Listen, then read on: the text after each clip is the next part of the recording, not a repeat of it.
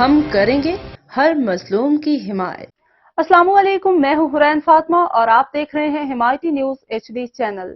نظر ڈالتے ہیں آج کی اہم خبروں پر۔ پنجاب اسمبلی میں حتمی بل منظور ہونے کے بعد Pakistan federal union of journalist اور council of Pakistan newspapers editors نے بل کو مسترد کرتے ہوئے آج ملغیر احتجاج کا اعلان کر دیا ہے۔ لاہور پریس کلب کے صدر ارشد انصاری نے پنجاب اسمبلی سے منظور ہونے والے حتک عزت بل کے خلاف احتجاج اور دھرنا دینے کا اعلان کرتے ہوئے کہا کہ حکومت سن لے، اس کا ابھی ہنی مون بھی پورا نہیں ہوا، جتنے مرضی کالے قوانین بنا لیں لیکن یہ قانون نہیں چلے گا۔